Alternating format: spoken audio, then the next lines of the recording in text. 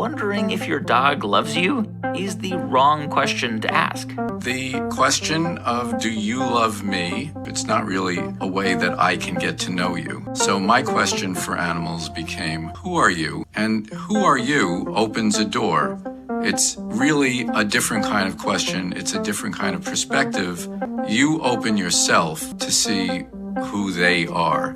That's really very different than do you love me? There are capacities of the human mind that we tend to think are capacities only of the human mind. But is that true? What are other beings doing with those brains? What are they thinking and feeling? We can look at evolution and we can watch what they do. People who seem to know only one thing about animal behavior know that you must never attribute human thoughts and emotions to other species. Well, I think that's silly, because attributing human thoughts and emotions to other species is the best first guess about what they're doing and how they're feeling.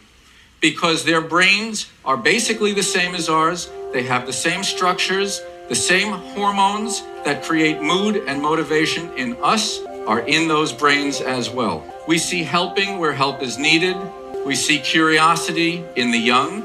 We see the bonds of family connections. We recognize affection. And then we ask, are they conscious? Neurologically speaking, consciousness is the thing that feels like something. It's a felt experience. That's consciousness.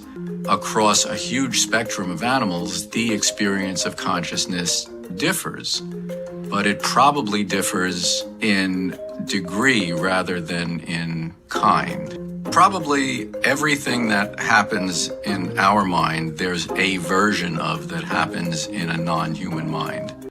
If we're going to talk about love, what do we mean by love? And then based on that definition of what we're going to mean by it, what evidence is there for love in a person, in a dog, in a jellyfish? In all of these cases, you will see a range of mental and emotional abilities. You can see grief in a creature if after the death of an individual that they knew, they change their behavior. They may be searching for them, calling for them. They may eat less. They may spend a lot less time looking for food for a while.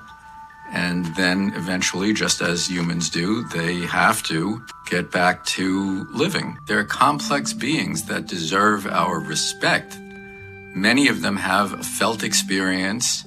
For many of them, that felt experience is very vivid, and they form relationships with bonds, emotional bonds. And that should make us treat them in a way that is ethical.